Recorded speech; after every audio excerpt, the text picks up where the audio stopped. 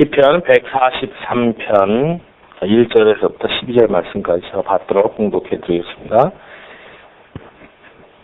여호와여, 내 기도를 들으시며 내 간구에 귀를 기울이시고 주의 진실과 의로 내게 응답하소서.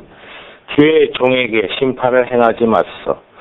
주의 눈앞에는 의로운 인생이 하나도 없나이다. 원수가 내 영혼을 핍박하며 내 생명을 땅에 엎어서 나로 죽은 지 오랜 자같이 나를 암흑 속에 두었나이다. 그러므로 내 심령이 속에서 상하며 내 마음이 내 속에서 참담하니이다. 내가 옛날을 기억하고 주의 모든 행하신 것을 읊조리며 주의 손이 행하는 일을 생각하고 주를 향하여 손을 펴고 내 영혼이 마른 땅같이 주를 사모하나이다. 여호와의 속히 내게 응답하소서. 내 영혼이 피곤하니이다. 주의 얼굴을 내게서 숨기지 마소서. 내가 무덤에 내려가는 자 같을까 두려워하나이다. 아침에 나로 하여금 주의 인자한 말씀을 듣게 하소서. 내가 주를 의뢰함이니이다. 내가 다닐 길을 알게 하소서. 내가 내 영혼을 주께 드림이니이다. 여호와여, 나를 내 원수들에게서 건지소서. 내가 주께 피하여 숨었나이다. 주는 나의 하나님이시니 나를 가르쳐 주의 뜻을 행하게 하소서. 주의 영은 선하시니 나를 공평한 땅에 인도하소서. 여호와여, 주의 이름을 위하여 나를 살리시고 주의 의로 내 영혼을 환난에서 끌어내소서. 주의 인자하심으로 나의 원수들을 끊으시고 내 영혼을 괴롭게 하는 자를 다 멸하소서. 나는 주의 종이니이다. 아멘. 오늘 이 본문 말씀 가지고 삶의 피로 어떻게 해결할 것인가 라는 제목으로 말씀의 은혜를 나누기 원합니다. 그 주보 안에 보시면 말씀 노트라고 있습니다. 말씀 노트를 보시면서 우리 같이 말씀의 은혜를 나누기 원합니다. 다윗 그러면, 성경에 나오는 다윗 그러면 하나님이 사랑하시는 자라는 뜻을 가지고 있습니다. 영어로 데이빗 그러면 사랑받는 자. 우리가 노래 중에 보면 당신은 사랑받기 위해 태어난 사람 이런 얘기가 있는데, 그것을 한마디에 히브리어 영어 단어로 표현하라 그러면 데이빗, 다윗이라고 표현할 수 있습니다. 하나님 앞에 사랑받는 자, 사람에게 사랑받는 자, 그런 다윗인데, 다윗의 삶을 우리가 가만히 이렇게 생각해 보면 참으로 그의 삶은 그렇게 평탄하지 않은, 참으로 많은 스트레스를 갖고 사는 인생이었음을 압니다. 그는 말째로 태어나서, 마지막 막내로 태어나서 집안에서도 아들 취급을 해주지 않을 정도로, 오죽하면 한 나라의 왕이 되는 데 있어서 그 왕으로 선출되는 피택되는 그 자리 앞에서도 아버지조차도 자신의 아들을 그 앞에 내어놓지 않을 정도로, 나중에 그것을 알게 되었을 때 얼마나 속이 상했을까, 그걸 요즘 말하면 얼마나 스트레스가 쌓였겠습니까.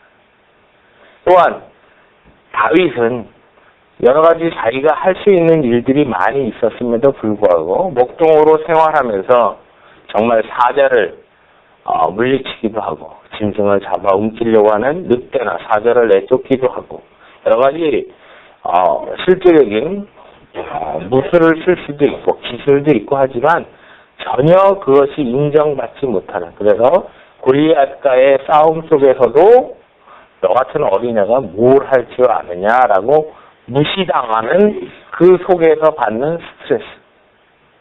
또한 그가 왕이 되었습니다. 왕이 되는 그 과정 속에서도 자신의 장인 사울 왕이 그를 시기하여 죽이고자 할 때 그는 끊임없이 도망 다녀야만 했다.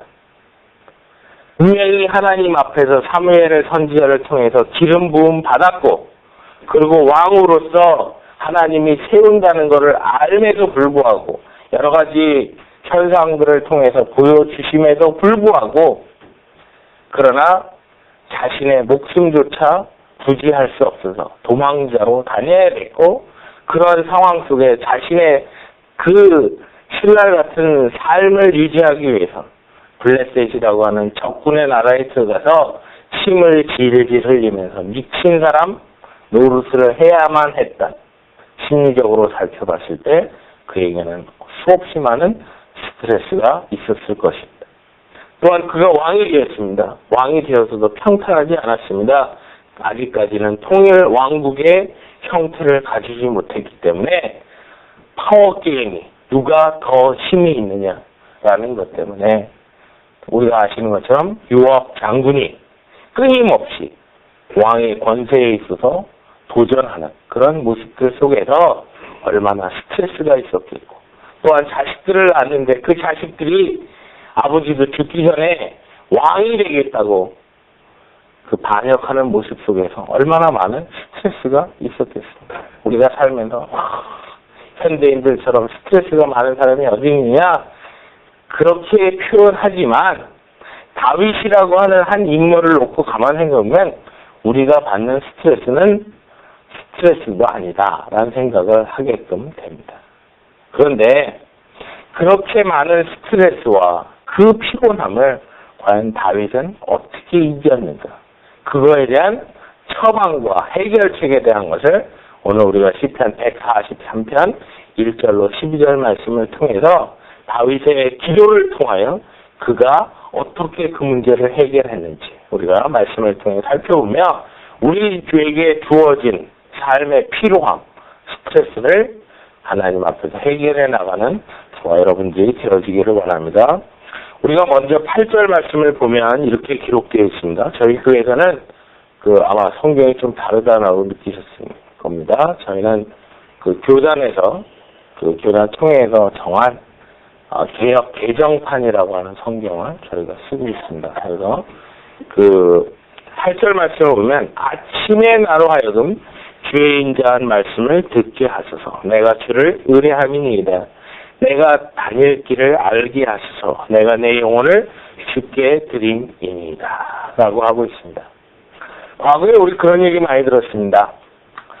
교회 신앙생활 하려면 예배에 잘 참석해야 됩니다. 그런데 새벽 기도를 잘 참석을 해야 됩니다. 그랬더니 어떤 목사님, 도대체 어떤 인간이 새벽 기도를 만들어갖고 매일같이 새벽에 나와서 하나 앞에 기도를 하게 했느냐? 새벽 기도를 만든 분이 누구죠? 새벽 기도를 만드신 분은 하나님이십니다. 하나님이신 예수님조차도 새벽에, 이른 새벽에 한적한 곳에 나가서 습관을 따라서 기도하셨습니다. 근데 예수님이 새벽 기도를 하셨다라는 것까지는 사람들이 많이 아는데 구약에 있는 성도들이 새벽에 하나님 앞에 기도했다는 것에 대해서는 아는 분들이 많지 않습니다. 다윗이 고백했던 고백 중에 내가 새벽을 깨우리로다. 그 말은 뭐냐면 내가 새벽 동트기 전에 하나님을 배우겠다. 그 얘기를 하고 있습니다. 오늘 본문에서도 보면 내가 아침에, 근데 여기서 아침이라고 하는 게 무슨 아침밥 다 먹고 한 9시쯤 돼서 하는 얘기가 아니라 동트기 전에 그 아침 이른 새벽을 이야기하고 있습니다. 그래서 다윗은 아침에 주님의 말씀을 들었다라고 하는 것입니다. 우리가 그 새벽 기도를 한다. 새벽에 하나님 앞에 기도한다. 새벽에 하나님과 데이트를 한다. 새벽에 하나님의 말씀에 집중한다. 그건 무엇을 얘기하냐면 내가 경험해보지 못한 오늘의 한날을 어떻게 살 것인가에 대해서 정리하는 시간입니다. 과거 제가 비즈니스를 할 때 저에게 비즈니스가 무엇인지를 가르쳐 주었다. 그 당시 사장님이 우리 한번 성도님들 가만 생각해 보세요. 보통 우리가 직장을 출근을 하면 아침 8시에 출근해서 5시에 퇴근을 합니다. 그죠? 그래서 시간당 얼마씩 페이를 받은. 근데 그 회사는 새벽 4시까지 회사를 출근을 해야 돼요. 4시부터 8시까지 뭐 하냐? 일반 직원들이 8시에 출근을 하는데 매니저들이 되는 사람들은 무조건 새벽 4시에 나가야 돼요. 새벽에 4시에 회사를 출근을 해보면 언제나 사장님은 회사에 있어요. 도대체 언제 나오나? 그럼 한 3시 반쯤에 나와요. 그러니까 얼마나 기가 막히냐면 그 당시 오피스가 델라모라고 하는 시리에 있었는데 그 양반은 라카나다는 데를 사셨거든요. 근데 라카나다에서 롱비치 가는 쪽 이 델라모까지 3시 30분에 나오려면 집에서 4시에 나와야 되는지 이해가 되시죠? 하여튼 그렇게 나와놓고 매니저들은 4시까지 나오라고. 그래서 만약 매니저들이 4시까지 회사를 출근을 못하면 매니저 자리를 내놓음과 동시에 회사에서 잘리는 그런. 그래서 사람들이 그 컴플레인을 많이 했어요. 아니 이제 갓 결혼을 하는 신랑이 새벽 4시에 출근을 하려면 도대체 자식을 낳으려는 거냐 말려는 거냐 이래가면서 불평을 한 집안도 있고 뭐 이런 저희가 많이 있었는데 하여튼 그렇게 했습니다. 그 시간에 4시간 동안 4시부터 8시까지 뭐 했냐면 참 좋은 전통이라고 생각해요. 성경을 딱 펴들고. 절대 제가 있었던 회사가 그 기독교 회사가 아니었습니다. 그 사장님은 이름하여 초원교회 성도였어요. 초원교회가 어딘지 아시죠? 주일날이 되면 곡괭이 들고 골프채를 들고 저 필드로 나가서 이렇게 쫙 운동을 하시는 아주 거기에 가서 우리가 이름 붙이기로 초원교회 성도라고 이름을 붙였다. 절대 빠지지 않아요. 응? 뭐 교회를 어쩌다 가고 뭐 이런 게 아니고 하여튼에 썬데이만 되면 절대 안 빠지고 가서 참여하는 그런 이 초원교회 성도임에도 불구하고 새벽 4시에 이게 매니저들이 딱 모이면 성경책을 다 펴라. 그리고는 읽는 성경 구절이 뭐냐? 전부 다 positive thinking, 긍정적인 사고가 기록된 성경 구절. 할 수 있거든이 무슨 말이냐? 믿는 자에게는 능치 못함이 없다. 내게 능력 주시는 자에서 내가 모든 걸 할 수 있다. 이런 성경 구절들만 기가 막히게 픽업을 해서 이제 매니저들한테 자신감을 세울 수 있도록 그거를 하여튼 몇 년을 했어요. 몇 년을. 그러니까 이제 그걸 해놓고는 이제 일을 하게끔 그렇게 됐는데 그 당시에 그렇게 됐던 분들 중에서 지금 다 뭐 교회 목사도 되고 장로님도 되고 집사님도 되고 뭐 이렇게 해서 됐는데 그 참 좋았던 전통이 뭐냐면 새벽에 4시에 성경을 읽는 그 습관들이 생각을 해보세요. 몇 년을 하니까 그냥 저절로 교회를 다니지 않는 사람인데도 성경책을 보고 뭐 이렇게 하는 그런 좋은 습관들을 갖게 되었던 그런 저에게 추억이 있습니다. 얼마나 저한테는 좋은 시간이었는지 몰라요. 물론 성경을 이렇게 쭉 흘러가는 흐름대로 보는 것이 아니라 이제 내가 원하는 성경 구절만 픽업해서 봤다. 그런 안타까움이 좀 있었지만 그러나 사람들 손에 성경책을 놓고 하나님의 말씀을 통해서 좀 이렇게 생각할 수 있는 시간을 갖게 되었다는 건 참으로 좋은 시간이었던 것 같습니다. 성공하는 사람들을 보면 성공하는 사람의 8가지 습관, 무슨 뭐 비즈니스맨들의 뭐 7가지 습관, 무슨 뭐 50가지의 무슨 비즈니스맨들의 경영 습관 뭐 이런 것들을 그런 책자들을 읽어보면 하나같이 공통적으로 얘기하는 게 뭐냐?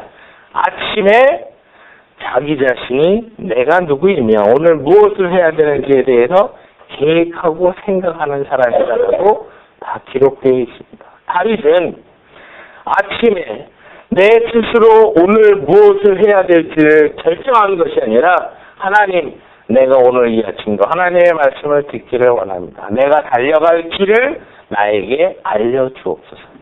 우리 옛날 코미디 개그 중에 이런 게 있어요. 딱 결심했어. 그러면 이제 결심해서 그거에 따라서 상황이 딱 갈라져서 A라는 선택을 하느냐 B라는 선택을 하느냐에 따라서 상황이 달라진다. 뭐 이런 코미디가 있었습니다. 모르세요? 하여튼 그런 게 있었습니다. 그래서 그런 저기를 한 적이 있는데 아침에 우리가 말씀을 통해서 하나님 앞에서 어떻게 해나가느냐. 그러면 우리가 스트레스라는 게 뭐냐면 내가 전혀 생각하지 않았던 상황이 펼쳐질 때 그 앞에서 어떻게 해야 될지 모를 때 우리는 스트레스를 받습니다.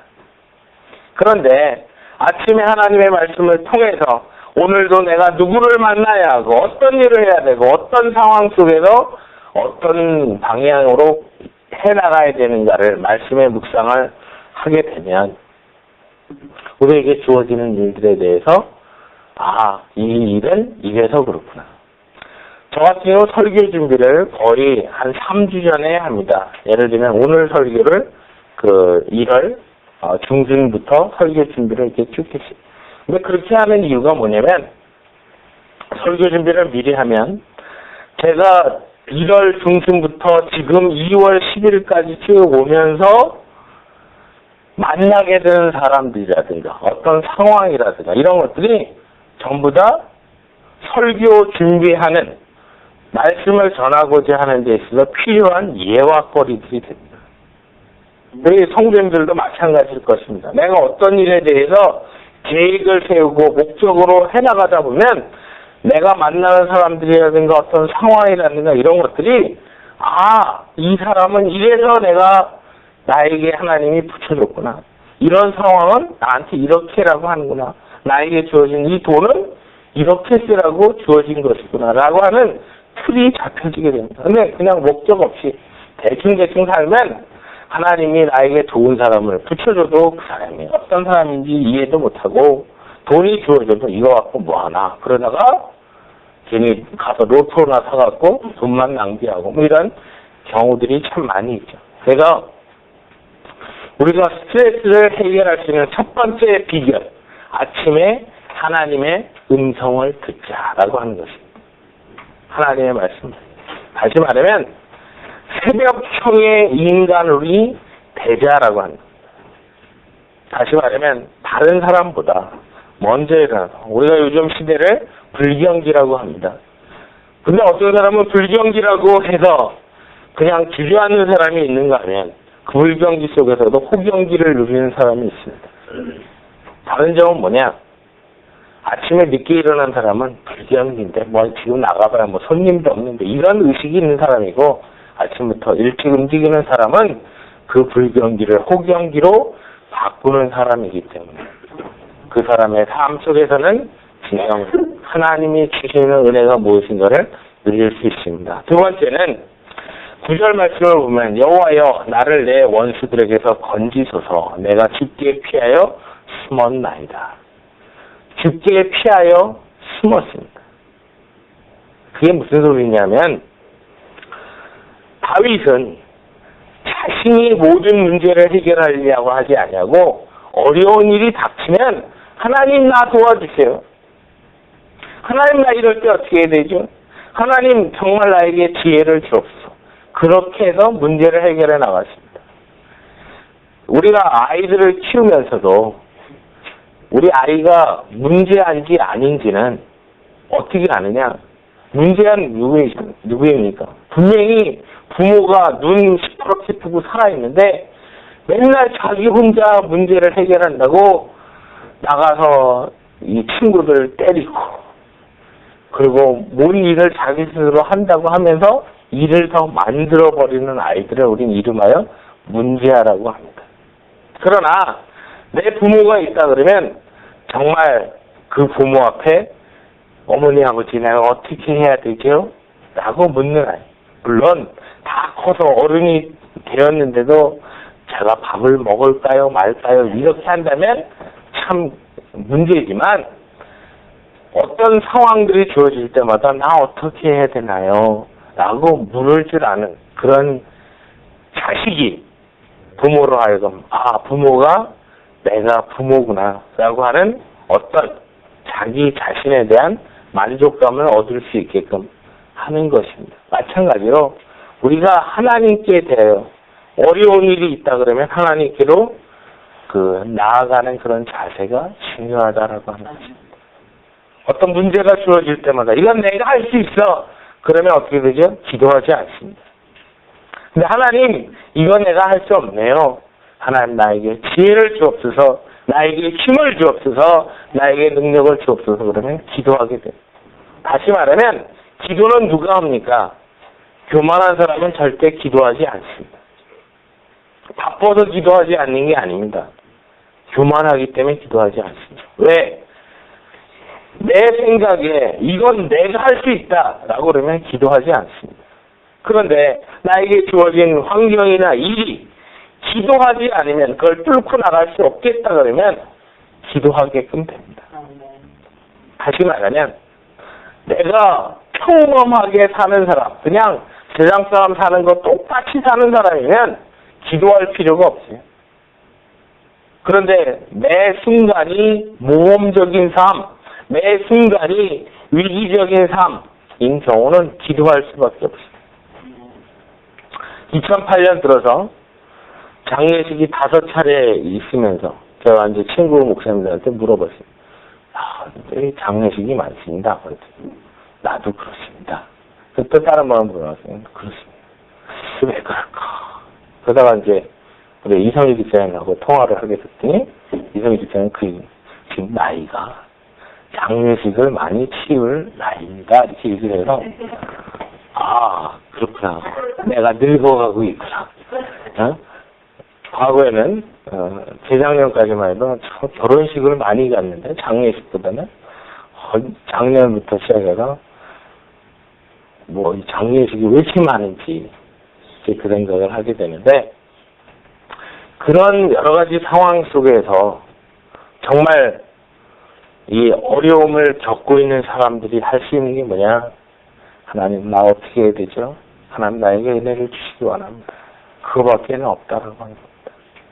그래서 우리가 죽게 피하여 숨는 자세, 하나님의 손 아래 나아가는 자세. 그래서 다윗이 얘기했습니다. 주는 나의 피난처가 되시오, 주는 나의 산성이 되시오, 주는 나의 방패가 되십니다.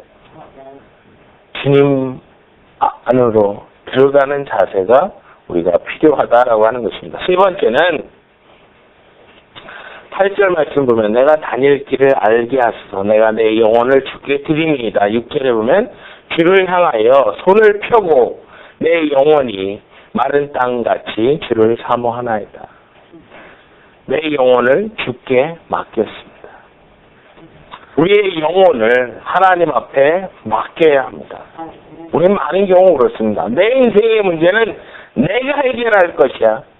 그렇게 하면 피곤한 인생이 됩니다. 그러나 내 영혼의 문제를 주님 앞에 맡기기 원합니다.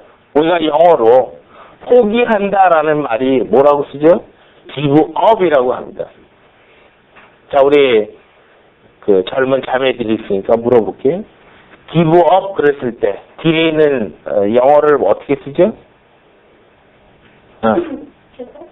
give up 그러면 up를 쓰죠. 그죠? 그러면 give up 포기란 말은 내 스스로 할 수 없음을 하나님 앞에 내 문제를 give up 하나님 앞에 드리는 게 바로 포기란 말. 내 문제는 내 것이야 그러고 움켜잡으면 해결될 수 있는 게 아무것도 없어요. 그런데 하나님 앞에 내 문제를 드리면 그 문제에 대해서 하나님이 해결해 주십니다. 그래서 우리는 우리의 삶 가운데 내가 힘들고 어렵다라고 할 때마다 주님 앞에 내 문제를 맡겨드리는 것. 아까도 말씀드린 것이 그것이 바로 기도입니다. 하나님 이건 내 능력으로 안 되네요. 하나님이 해결해 주세요. 우리가 성경에 보면 많은 사람들이 기도를 합니다. 기도하면서 무슨 얘기해야 합니다.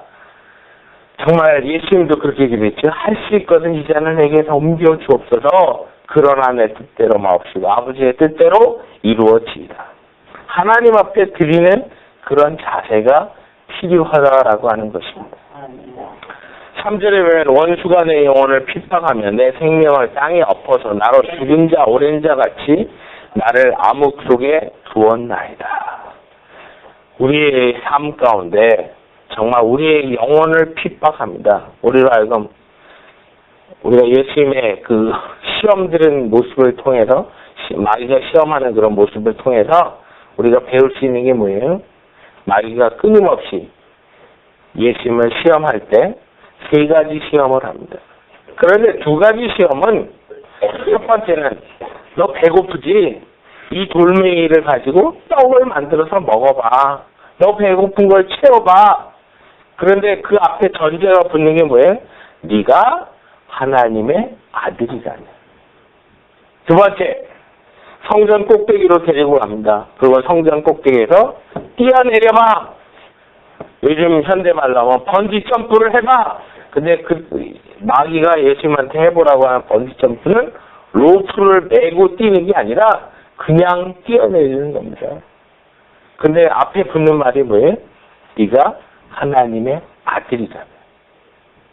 근데 마귀가 우리를 시험할 때도 똑같아요. 세상이 우리를 향해서 너 예수 잘 믿는다며, 너 하나님의 백성이라며, 이거 한번 해봐. 왜 그것도 못해? 근데 예수님이 사역을 시작할 때 3번 마귀가 시험할 때 2차례에 걸쳐서 네가 하나님의 아들이라면 이 돌들이 떡덩이가 되게 해봐. 네가 성전 높은 데 떨어져 봐. 근데 예수님이 십자가에 못 박혀 돌아가시게 될 때 제사장들과 바리새인들이 와서 똑같은 소리를 합니다. 너 하나님의 아들이야? 그러면 너부터 십자가에서 내려와봐. 너부터 구원해봐. 그럼 우리가 믿겠다. 우리가 우리의 영혼이 원수에게서 핍박받는다는 얘기가 무엇이냐면 우리가 예수를 믿으면 그냥 그대로 살아. 옛날에 그냥 교회만 왔다리 갔다리 하고 잘 살지만 뭐 이렇게 유별나게 예수를 믿으려고 그래. 뭐 이렇게 뭐 하나님이 진짜 살아있는 것처럼 그렇게 사냐? 그냥 하나님이 있다 생각하고 그냥 살아. 그리고 좀 저기 한다 그러면 너 하나님의 백성이잖아. 기도해봐. 기도해서 한 번 너 이것도 해결 못해.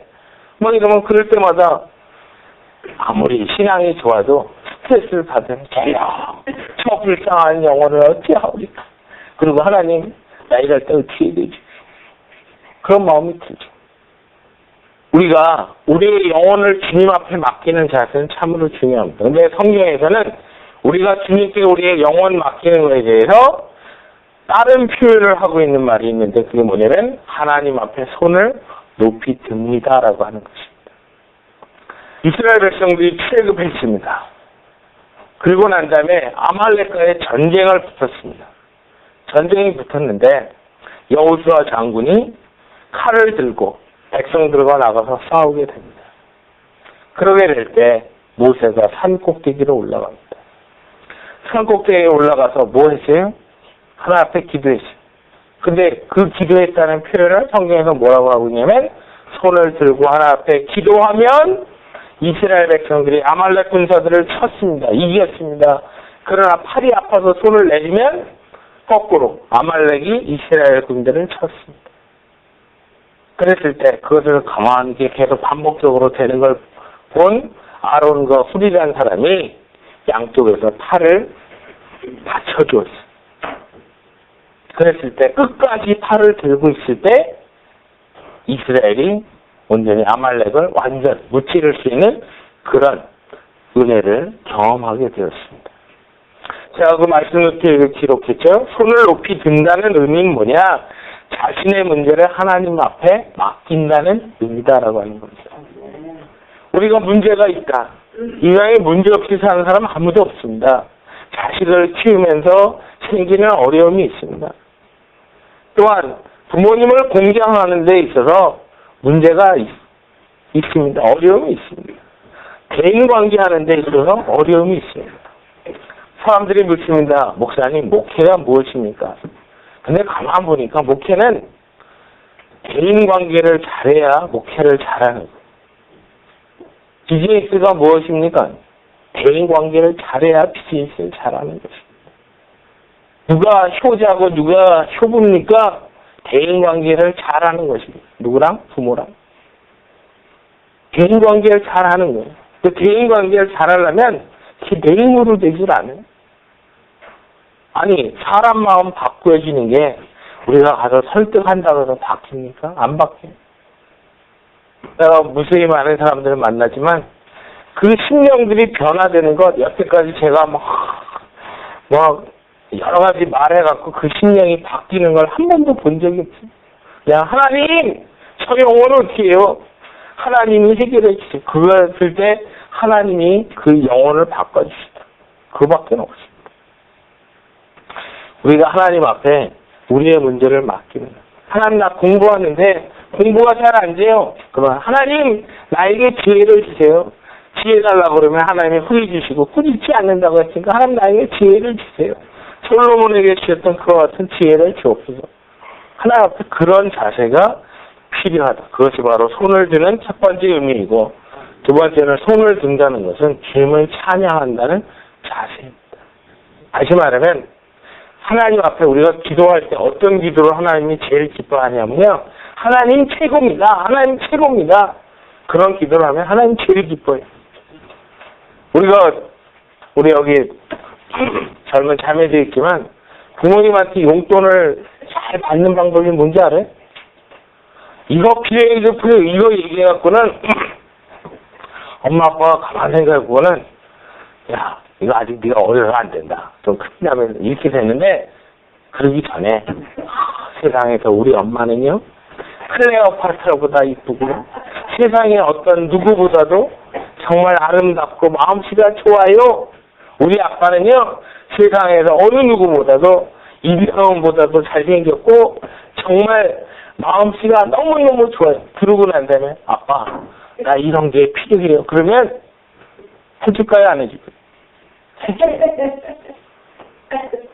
그게 사람이고 하나님도 마찬가지. 하나님 앞에 하나님 최고입니다. 하나님만이 모든 걸 하실 수 있습니다. 그럼 하나님이 마음이 너무너무 쪽에서 그래 뭘 해줄까? 그러고 다 해지. 그래서 우리가 우리의 영혼을 주님 앞에 맡긴다라고 하는 것은 나의 문제를 주님 앞에 맡기는 것이고 주님을 찬양하는, 주님을 높여드리는 바로 손을 드는 그런 자세다라고 하는 겁니다. 마지막으로는 10절에 보면 주는 나의 하나님이시니 나를 가르쳐 주의 뜻을 행하게 하소서. 주의 영은 선하시니 나를 공평한 땅으로 인도하소서. 주의 영의 인도를 따랐다라고 하는 겁니다. 주님의 영이 무엇입니까? 바로 성령님입니다. 성령님이 가자 그러면 가고 서자 그러면 서고 앉아라 그러면 앉는 삶을 이야기하고 있습니다. 우리 많은 경우 이렇습니다. 내 능력이 어떤지는 전혀 생각하지 않냐고 야, 이것도 해야 되는데 저것도 해야 되는데 이것도 해야 되는데 그러면 어떻게 돼요? 그게 막 눌러버려요. 집 눌려요. 그래갖고 일도 시작도 안 했는데 막 인생은 고해와 힘들고 뭐 이런 얘기하지. 그래서 좀 마찬가지예요. 학생들이 공부를 하는데 영어책을 딱 폈으면 영어 공부만 하면 돼요. 영어책 펴놓고는 탁 생각했더니 가만히 있어. 영어도 중요하지만 수학도 중요한데. 그 수학책을 딱 폈는데 지금 세상이 어떻게 돌아가는지 트렌드를 알아야지. 역사도 중요해. 역사책 공부해. 그럼 우리가 그런 학생을 뭐라 그래요? 공부 못하는 학생이에요. 무슨 얘기예요? 내가 이 일을 해야 되겠다. 그러면 하나님이 나로 하여금 이걸 하게끔 하시는구나. 이 공부를 하게 하는구나. 이 일을 하게 하는구나. 이 비즈니스를 하게 하는구나. 그러면 그 앞에 맡기고 나아가는 자세가 중요합니다. 주님이 나를 어떻게 인도하실 것인가. 그것을 우리가 바라보는 자세가 참으로 중요하다라고 합니다. 말씀을 정리를 합니다. 우리가 아침에 일찍 일어나서 하나님 나에게 말씀하옵소서. 내가 사는 길에 있어서 하나님의 말씀을 듣고 움직이기 원합니다. 두 번째는 내가 모든 상황 속에서 주님께로 피하여 숨기를 원합니다.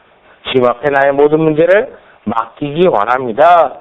라고 하는 자세로 나아가고, 그리고 내가 날마다 성령님이 가라 하면 가고 서라 하면 서고 앉으라 하면 앉겠습니다라는 자세로 나아가면 우리의 마음 가운데 스트레스를 받을 일이 없습니다. 스트레스를 받을 일이 없습니다. 근데 그게 아니고 내가 이것 때문에 저것 때문에 시간은 이거밖에 없는데 이것 때문에 저것 때문에 그러면 그걸 스트레스에 짓눌려갖고 사람이 아무것도 안 돼. 뭘 해야 되는지조차도 모릅니다. 찰스 스탠리 목사님은 이렇게 얘기했습니다. 그 어떤 삶의 피로감에서 해방되려면 첫 번째는 휴식을 취해라. 우리가 아시는 것처럼 엘리야가 이세벨과의 정말 영적인 전쟁을 했을 때 480명이나 되는 바알과 아세라 선지자들과 상대로 싸우고 난 다음에 완전 탈진이 됐어요. 그럴 때 하나님이 했던 게 뭐냐? 푹 자라. 그리고는 까마귀 시켜서 먹여주고 지우고, 먹여주고, 지우고. 그밖에 안 해. 아니, 선지자가 맨날 먹고 자고밖에 안 해. 근데 그랬을 때, 이 스트레스를 날릴 수, 왜? 그 전에 뭐냐면, 하나님, 나 이제 죽었으면 좋겠어. 날 데려가지고. 그게, 그랬더니 하나님이, 야, 정신 차려라. 너만 지금 그렇게 애쓰는 거 아니? 바알에게 무릎 꿇지 아니한, 바알 섬기지 않는 7,000명을 내가 남겨두었어. 그러고 난 다음에 하신 게 뭐냐? 재우고, 먹이고, 재우고, 먹이고. 내가 만약, 스트레스 받아갖고 막, 세상, 이제 끝나는 것 같다, 막 그러시면요. 제일 좋은 방법. 자요. 성경에 보면 이렇게 됐어요. 하나님께서는 잠자는 자에게도 은혜를 주신다. 하나님은 사랑하는 자에게 잠을 주신다. 그러니까 자요, 그냥. 만사 하나님 앞에 다 맡깁니다. 하나님, 나 사는 동안에 하나님이 다 해결할 시점 주신다고. 자요. 절대 잠에서, 그거 자는 것도 아니고 안 자는 것도 아니고 그러지 마시고 푹 자면 됩니다. 그리고 내가 한 끼 안 먹는다고 해서 정말 못 먹는 사람이 한 끼를 먹을 수 있는 게 아니고요. 하나님이 주신 음식 열심히 먹어서 사람이 언제 무기력해지냐? 단백질이 부족하면 프로테인이 떨어지면 사람이 무기력해져요. 그래서 옛날에 이제 제가 비즈니스 할 때 직원들이 힘들어하면 했던 게 뭐냐? 속꼬리를 한 팩씩 줬어요. 그 속꼬리 하나 다 과서 먹고 나면 힘이 나요. 단백질이 공급이 되면 다 힘있게 그렇게 살게 됐어요. 그 말은 무슨 얘기냐면 우리가 하나님 앞에서 모든 걸 맡긴다 얘기는 내가 그 앞에서 휴식을 누릴 수 있는 사람이 되어야 된다. 내가 하나님 앞에 모든 걸 맡깁니다. 내 영혼 맡깁니다. 말로는 이러면서 잘나고 그랬더니 불면증 이렇게 된다는 얘기는 못 맡기니까 못 자는 거예요. 두 번째는 어떻게 하면 주님을 더 의뢰할 수 있는지 하나님 보여주십시오라고 기도하는 자세가 필요하다라고 합니다. 하나님, 내가 하나님을 어떻게 하면 더 의뢰할 수 있죠? 예를 들면 이런 것입니다. 의자가 있습니다. 하나님은 우리로 하여금 의자에 철퍼덕 앉아라 그렇게 얘기를 해요. 근데 우리는 어떠냐면 의자에 그냥 이렇게 철퍼덕 앉으면 될 텐데 앉지 않냐고 그냥 이러고 있으면 하나님은 앉았지 엉덩이는 못 붙이고 그러니까 어디가 힘들어요? 무릎이 텐션 때문에 힘들어요. 하나님이 앉아라 그러면 철퍼덕 앉으면 돼요. 우리 많이 아는 예화 중에 그런 거 있잖아요. 어떤 선교사가 시골 그 비포장도로를 차를 몰고 가는데 시골 할머니가 다 침풀다리를 지고 가고 있어요. 그래서 너무 힘드는 것 같아서 할머니 제 차에 타세요. 그중에 뒤에 딱 탔어요. 탔는데도 이런 곡이에요. 할머니 그 짐을 내려놓으시죠. 그 할머니가 뭐라 그랬을 거예요. 다 태워진 것만 해도 고마운데 이 짐보따리까지 태우면 어떡하겠나. 이거 지금 하는 거 지금 타고 있는 거 아니에요. 다시 말하면 우리가 하나님, 난 하나님을 의지하기 원합니다. 어떻게 하면 내가 하나님을 더 의뢰할 수 있는지를 나에게 보여주옵소서. 다시 말하면 하나님 앞에서 우리가 정말 하나님이 원하는 삶을 사느냐 안 사느냐에 대한 어떤 그 기준점, 그걸 확인할 수 있는 방법은 뭐냐면요. 내가 어떤 일을 할 때 막 조급증이 생기고 막 지금 당장 이거 안 하면 막 뭐가 안 될 것 같고 그러면 그건 절대 하나님의 뜻이 아닙니다. 내 마음속에 하나님이 기쁨과 평안을 주셨으면 그 일이 하나님이 나에게 주신 은혜입니다. 그것을 우리가 꼭 기억해야 되고 세 번째는 내가 지쳤다는 것을 내 지친 것은 바로 나 자신에게 책임이 있습니다라는 것을 주님 앞에 인정하는 자세가 필요합니다. 하나님 왜 나한테 내 인생을 이렇게 피곤하게 스트레스 받게 그러면 불평을 하면 불평의 은혜가 있어요. 그거 더 짜증스러워요. 그래서 회의감 아니면 회의감에 사로잡힌다고 사람이 하나님 앞에서 정말 불평을 하면 그 불평 때문에 더 짓눌림이 있습니다. 하나님, 내가 이렇게 된 것, 내가 육신의 병이 든 건 하나님 나 평상시 내 육체 관리를 내가 못했네요. 하나님 잘못했습니다. 하나님 앞에 그걸 인정하는 게 필요하고, 하나님 내가 영적으로 지금 탈진되어 있는 거 보니까 평상시 내가 하나님 앞에 말씀과 기도에 집중하지 못했군요. 하나님 나에게 책임이 있습니다. 라고 하는 걸 인정하는 자세가 필요합니다. 예수님이 뭐라 그랬어요? 수고하고 무거운 짐진 자들아 다 내게로 오라. 내가 너희를 편히 쉬게 하겠다라고 했습니다. 예수님의 십자가가 우리에게 주시는 의미가 무엇입니까? 예수님의 십자가의 의미는 십자가가 어떻게 생겼어요? 마이너스로 생겼어요? 플러스로 생겼어요? 플러스로 생겼어요. 우리로 하여금 하나님 앞에 모든 문제를 맡기고 우리가 예수 그리스도의 십자가로 말미암아 플러스 인생이 되기를 원하십니다. 그 플러스를 약간 뒤집으면 어떻게 돼요? 곱하기가 되죠. 그죠? 하나님은 우리에게 그런 인생이 되기를 원하시기 위해서 우리를 위해서 대속의 죽음을 죽으시고 부활하시죠. 그렇기 때문에 우리가 온전히 예수 그리스도를 믿는다 그러면 내 삶 가운데 있는 모든 문제를 주님 앞에 맡기는 자세가 필요하다라고 하는 겁니다. 내 인생의 모든 문제는 내가 다 끄집어내서 살려고 그렇게 생각하면서 피곤하게 살지 마시고 하나님 앞에 모든 문제를 맡기는 자세가 필요하다라고 하는 것입니다. 그것이 하나님이 우리에게 원하는 자세. 하나님은 절대 우리가 어떤 일에 있어서 스트레스로 눌려갖고 죽겠네요. 이게 순교자의 길 아닌가요? 그걸 하나님이 기뻐하는 게 아니라 모든 문제를 다 하나님 앞에 맡기기를 원하신다라고 하는 거예요. 우리가 모든 우리의 문제를 예수 그리스도의 십자가 앞에 내려놓고 하나님이 해결해 주옵소서. 하나님의 은혜를 구합니다. 그런 자세로 하나님 앞에 신앙생활로 말미암아 삶의 피로함, 삶의 스트레스를 주님 앞에 맡겨 해결 받는 저와 여러분들이 되는 은혜가 있기를 바랍니다. 우리 같이 하나님 앞에 기도하도록 하겠습니다.